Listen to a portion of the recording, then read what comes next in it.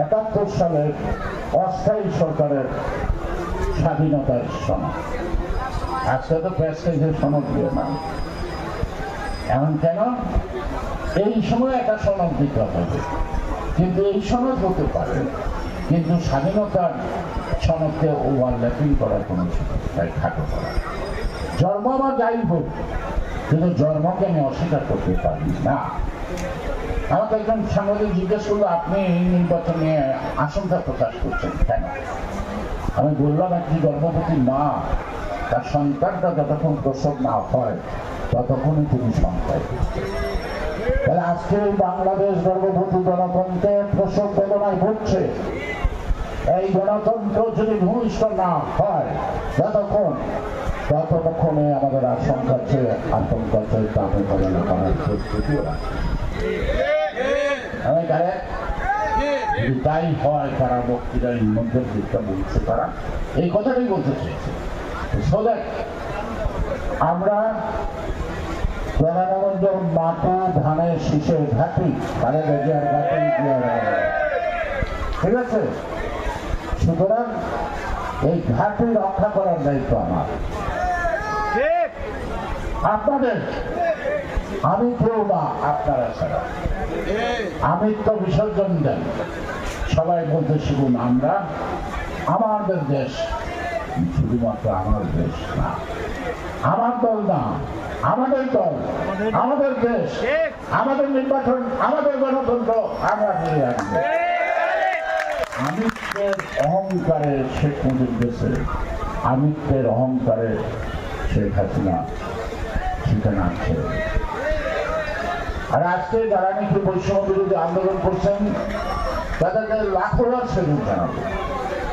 তারা জাতি যেমন শ্রেষ্ঠ সন্তান মুক্তিযোদ্ধারা, তারও প্রশংসার দাবিদার, তাদেরকে অবশ্যই আমরা সম্মান করবো, দিতে যাক, আপত্তি নাই। শুধু তাদের একটা কথা বলবো, যদি নির্বাচন না হয় তোমাদের ছোটখাটো দাবির কারণে, তাহলে সবচেয়ে বেশি খেসারত তোমরা দিবা। শেখ হাসিনা কোন দেশে লালিত পালিত যদি বাংলাদেশে পা বাড়াইতে পারে, ও তোমরা হলো আগে শেষ, তারপরে অন্যরা। সুতরাং তোমাদের বীরত্ব কথা যে গণঅভ্যুত্থান, সেই বীরত্বটাকে রক্ষা করার চেষ্টা করো। যে বীরত্বের আড়ালে ছিল বৈষম্য বিরোধী, সেই বৈষম্য বিরোধী, সেই বৈষম্য দূর করার আন্দোলনটা করো। আর বৈষম্য বিরোধী যদি করতে চায়, তাহলে বৈষম্য বিরোধী দূর করতে হলেও তার প্রিপোজিশন হলো গণতন্ত্র প্রতিষ্ঠিত করো। আর গণতন্ত্রে ইকুয়াল রাইট ফর এভরিবডি, এখানে কোনো ধর্ম, কোনো ধর্মবর্ণ নাই। Everybody had an equal right as per constitution, but constitution তো মাথায় দিয়ে রাখি, কিন্তু কামটা তো করি না, কামটা তো করি না। সুতরাং বৈষম্য বিরোধীর আড়ালে যদি অন্য কেউ ঢুকে যায়, তোমাদেরকে সজাগ থাকা ভালো।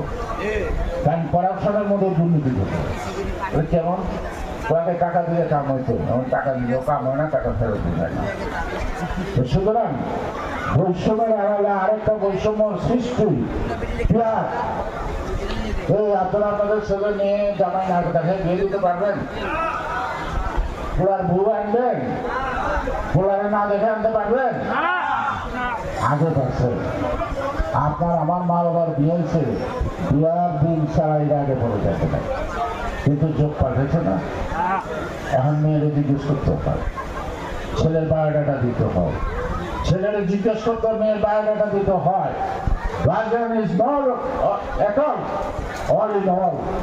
এটা দিয়ে ঠিক করার জন্য।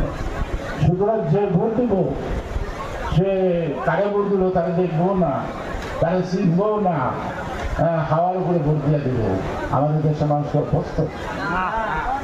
আমাদের দেশের মানুষ ধর্ম দেখবো, মাথাও দেখবো, দেখছেও দেখবো, ঠিক না?